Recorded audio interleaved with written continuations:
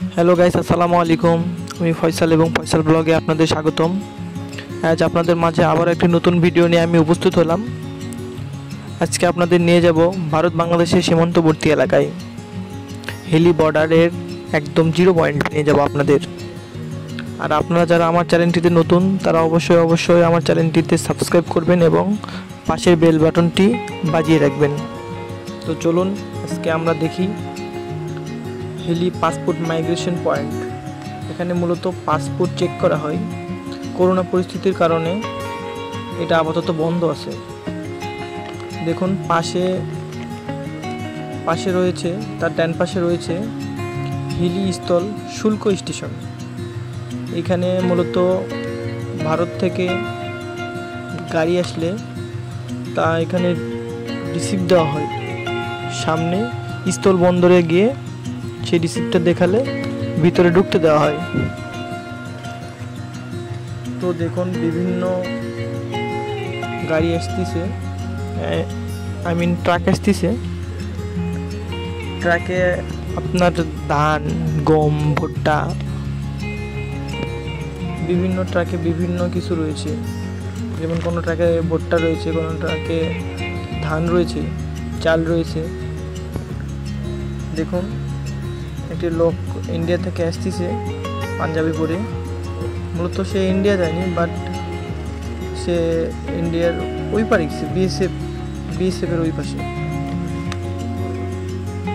তো দেখুন কীভাবে ট্রাক আসতেছে করোনা পরিস্থিতির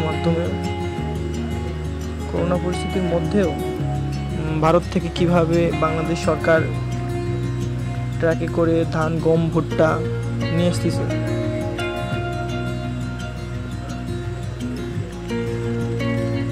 দেখুন পাশে রেল লাইন রয়েছে।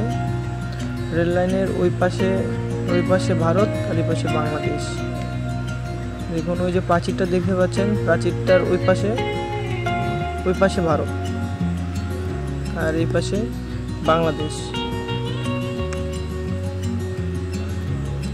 দেখুন বিএসএফরা তাদের গাড়ি চেক করতেছে, তো গাড়িতে করে কোনো কিছু নিয়ে যাচ্ছে কিনা, কোনো মাদক কিংবা কোনো অস্ত্র পাচার করতেছে কিনা, এগুলো চেক করা হচ্ছে।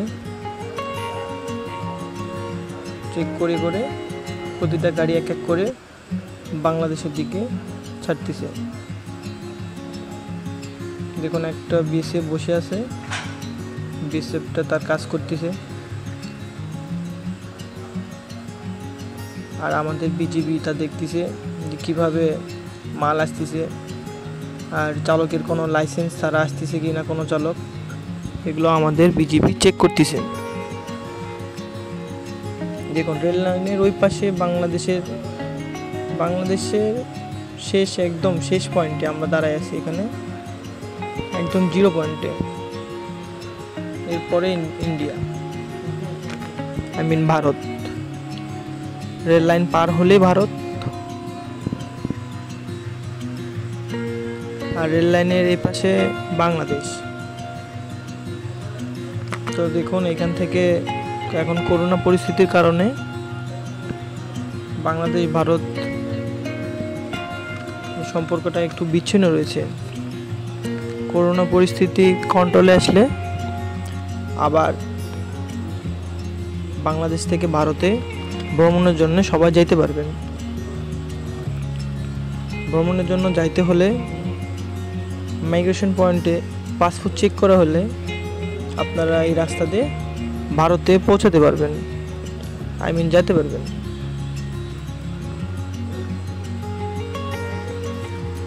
এখানে আপনার গুরুত্বপূর্ণ একটি বিষয় রয়েছে। সে বিষয়টি হচ্ছে এখানে আসলে মোবাইল ক্যামেরা খুব সাবধানে রাখবেন, কারণ এখানের লোকজন মোটেও ভালো না।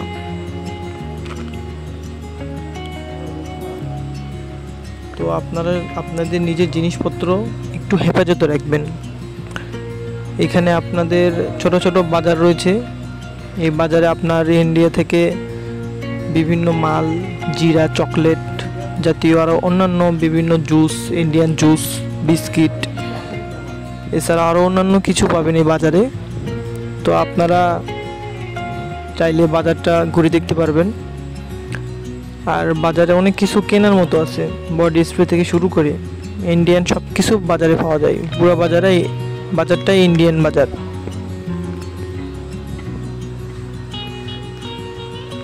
তো আমরা আজ ইন্ডিয়া বাজারে যাচ্ছি না, আমরা এখন মূলত খাওয়া দাওয়ার উদ্দেশ্যে হিলিচার মাথায় যাব।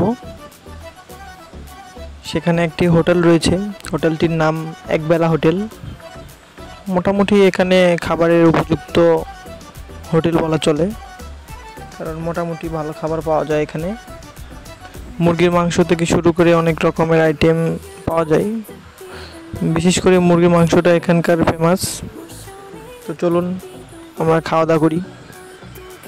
দেখুন আমার বন্ধু ভাবতেছে গরুর মাংস খাবে না মুরগির মাংস খাবে, এটা ভাবতেছে। অবশেষে সে মুরগির মাংসই খাইলো। দেখুন মুরগির পিসগুলো বেশ বড় বড়, অনলি 100 টাকা করে। আর সঙ্গে করলা ভাজি দিছে, ডাল দিছে আর ভাত। একজন বলতেছে ভিডিও করিস না, আমাকে ভালো মতো খাইতে দে। দেখুন রোস্টগুলা মোটামুটি স্পাইসি আর অনেক বড় বড়,